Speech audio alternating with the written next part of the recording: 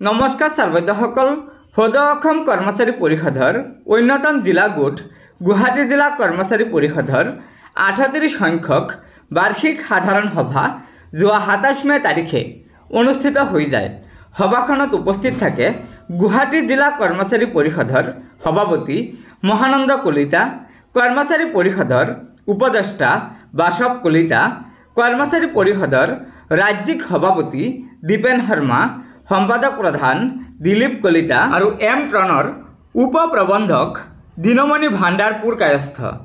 দিনমণি ভাণ্ডাৰপুৰ কায়স্থই ভাষণত কয় যে সমাজৰ উত্তৰণৰ হকে কৰ্মচাৰীসকলৰ অৱদান যথেষ্ট পৰিমাণে নিহিত হৈ আছে। কৰ্মচাৰীসকলে বিভিন্ন সমস্যাৰ মাজতে নিজৰ দায়িত্ব পালন কৰি আহিছে।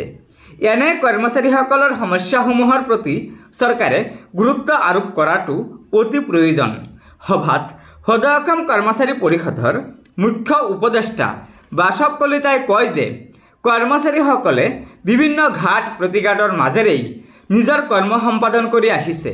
চৰকাৰে এনে কৰ্মচাৰীসকলৰ অভাৱ অভিযোগৰ প্ৰতি লক্ষ্য ৰাখি ফলপ্ৰসূ ব্যৱস্থা হাতত লোৱাটো প্ৰয়োজন হৈ পৰিছে। লগতে সদৌ অসম কৰ্মচাৰী পৰিষদৰ সভাপতি দীপেন শৰ্মা আৰু সম্পাদক প্ৰধান দিলীপ কলিতা ডাঙৰীয়াই ভাষণত কয় যে যিহেতু ৰাজ্যৰ সকলো কাম কাজসমূহ কৰ্মচাৰীসকলৰ ওপৰত নিয়োজিত হৈ থাকে, অৰ্থাৎ কৰ্মচাৰীসকলে ভালদৰে কাম নকৰিলে ৰাজ্য অচল হৈ পৰিব।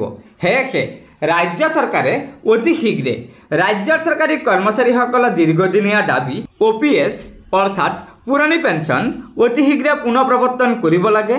শিক্ষক কৰ্মচাৰীসকলৰ আৰ্জিত ছুটি ৩০ দিনলৈকে বৃদ্ধিৰ ব্যৱস্থা অতি শীঘ্ৰে কৰিব লাগে আৰু শিক্ষক কৰ্মচাৰীসকলৰ গ্ৰেড পেকে ধৰি যিসমূহ সমস্যা আছে সেই সমস্যাসমূহ অতি শীঘ্ৰে সমাধান কৰিবলৈ চৰকাৰক আহ্বান জনাইছে। গতিকে ছাৰ্বৈদ্যসকল, এয়াই আছিল আমাৰ ৰাজ্যৰ চৰকাৰী কৰ্মচাৰীসকলৰ বাবে থকা আজিৰ গুৰুত্বপূৰ্ণ খবৰ।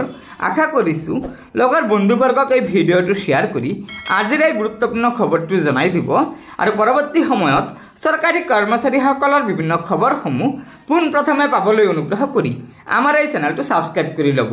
ধন্যবাদ।